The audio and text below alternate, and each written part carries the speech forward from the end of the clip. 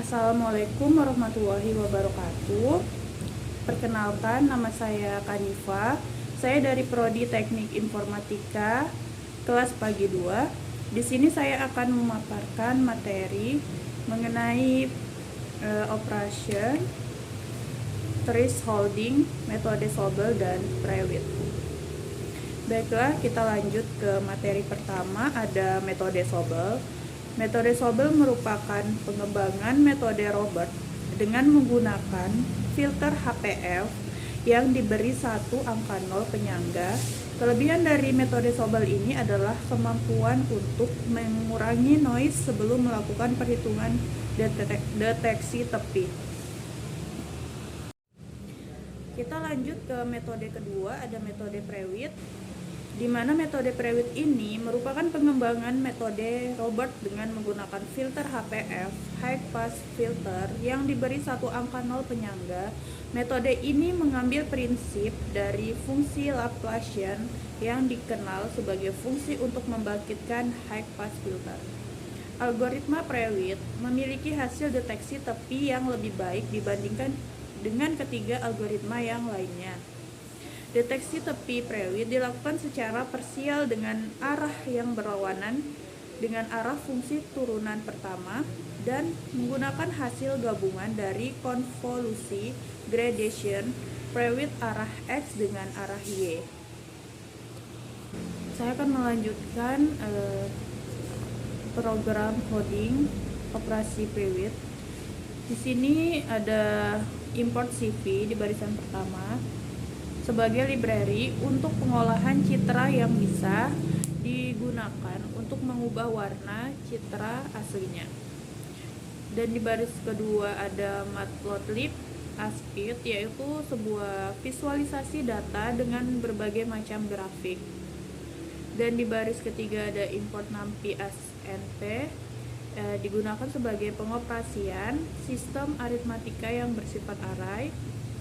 Dan di baris keempat ini ada devman yang bisa berfungsi untuk mengikat program jika program itu dijalankan dan dapat mengeksekusi pernyataan atau statement.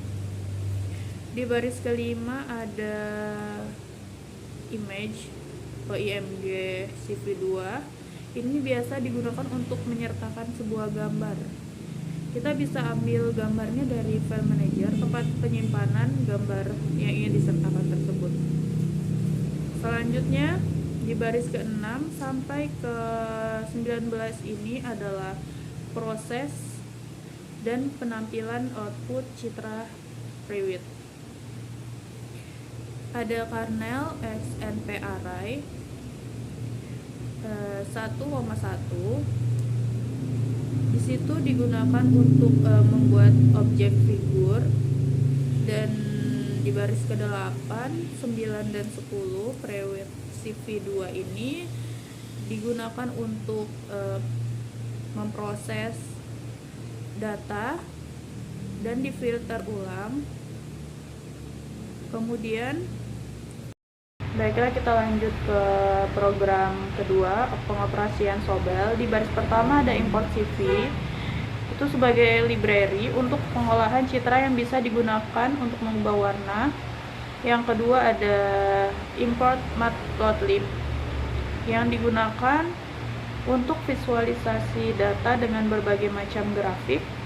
Dan yang ketiga ini ada import numpy asnp sebagai pengoperasian sistem aritmatika yang bersifat array. Dan di baris keempat ada devmin sebagai pengikat program. Jika program ini dijalankan bisa mengeksekusi sebuah statement. Yang kelima ada fungsi img, di mana fungsi ini bisa menyertakan sebuah gambar yang diambil dari file manager. Kemudian kita bisa mencari folder tempat penyimpanan gambar yang ingin disertakan tersebut.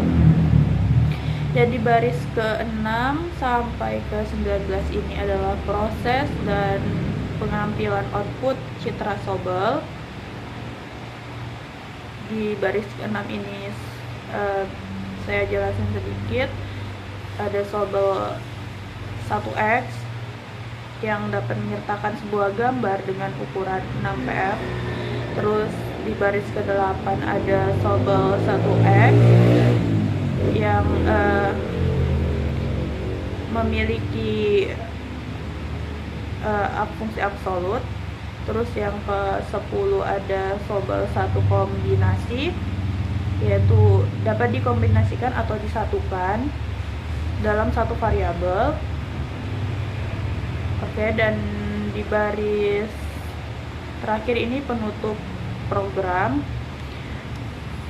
Kita lanjut ke output Priwit. Di sini kita bisa lihat ada gambar kupu-kupu. Di barisan pertama ini ada gambar kupu-kupu yang agak ngeblur ya, dibanding dengan sobel. Di sini blurnya masih tampak kelihatan. Gambar background dari kupu-kupunya ada bunga, dan di gambar kedua dari Priwit ini agak gelap atau agak kasar dibanding dari sobel ya itu sendiri. Baiklah, itu saja yang bisa saya sampaikan. Jika ada kurang mohon dimaafkan. Wabillahi taufiq wal hidayah. Wassalamualaikum warahmatullahi wabarakatuh.